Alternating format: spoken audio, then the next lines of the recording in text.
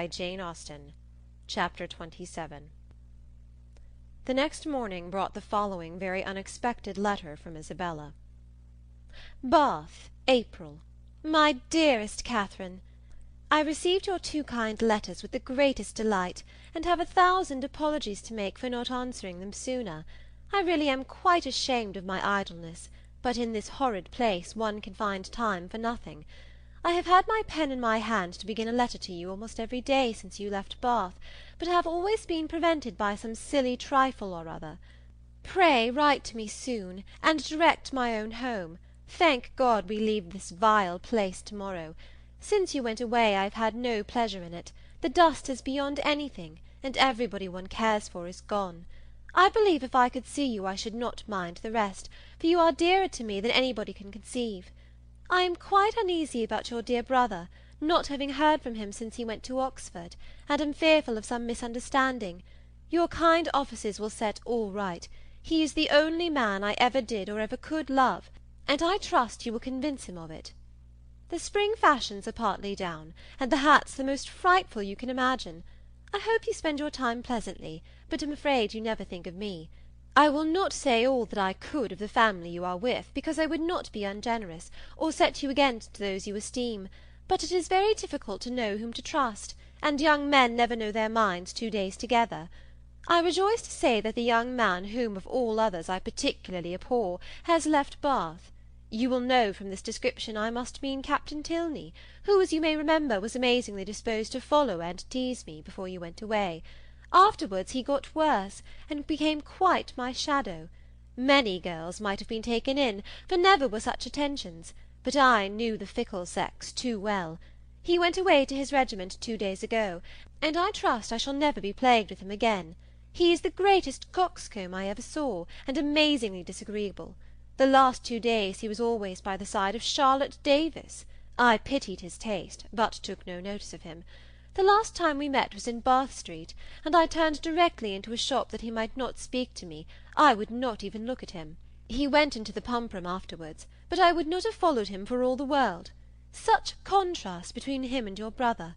Pray send me some news of the latter. I am quite unhappy about him. He seemed so uncomfortable when he went away, with a cold or something that affected his spirits.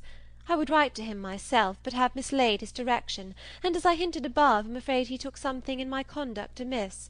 Pray explain everything to his satisfaction, or if he still harbours any doubt, a line from himself to me, or a call at Putney when next in town, might set all to rights. I have not been to the rooms this age, nor to the play, except going in last night with the Hodges for a frolic, at half price. They teased me into it, and I was determined they should not say I shut myself up because Tilney was gone. We happened to sit by the Mitchells, and they pretended to be quite surprised to see me out. I knew their spite. At one time they could not be civil to me, but now they are all friendship. But I am not such a fool as to be taken in by them. You know I have a pretty good spirit of my own. Anne Mitchell had tried to put on a turban like mine, as I wore it the week before at the concert, but made wretched work of it.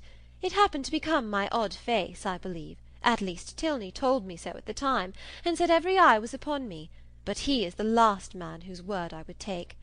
I wear nothing but purple now. I know I look hideous in it, but no matter. It is your dear brother's favourite colour. Lose no time, my dearest, sweetest Catherine, in writing to him and to me, whoever am, etc. Such a strain of shallow artifice could not impose even upon Catherine. Its inconsistencies, contradictions, and falsehoods struck her from the very first. She was ashamed of Isabella, and ashamed of having ever loved her. Her professions of attachment were now as disgusting as her excuses were empty, and her demands imprudent. Write to James on her behalf? No, James should never hear Isabella's name mentioned by her again. On Henry's arrival from Woodston, she made known to him and Elinor their brother's safety, congratulating them with sincerity on it, and reading aloud the most material passages of her letter with strong indignation. When she had finished it, "So much for Isabella," she cried, "and for all our intimacy. She must think me an idiot, or she could not have written so. But perhaps this has served to make her character better known to me than mine is to her. I see what she has been about. She is a vain coquette, and her tricks have not answered. I do not believe she had ever any regard either for James or for me, and I wish I had never known her." "It will soon be as if you never had," said Henry. "There is but one thing that I cannot understand. I see that she has had designs on Captain Tilney which have not succeeded, but I do not understand what Captain Tilney has been about all this time. Why should he pay her such attentions as to make her quarrel with my brother, and then fly off himself?" "I have very little to say for Frederick's motives, such as I believe them to have been. He has his vanities as well as Miss Thorpe, and the chief difference is, that, having a stronger head, they have not yet injured himself. If the effect of his behaviour does not justify him with you, we had better not seek after the cause." "Then you do not suppose he ever really cared about her?" "I am persuaded that he never did." "And only made believe to do so for mischief's sake?" Henry bowed his assent. "Well, then, I must say that I do not like him at all. Though it has turned out so well for us, I do not like him at all. As it happens, there is no great harm done, because I do not think Isabella has any heart to lose. But suppose he had made her very much in love with him?" "But we must first suppose Isabella to have had a heart to lose, consequently to have been a very different creature, and in that case she would have met with very different treatment."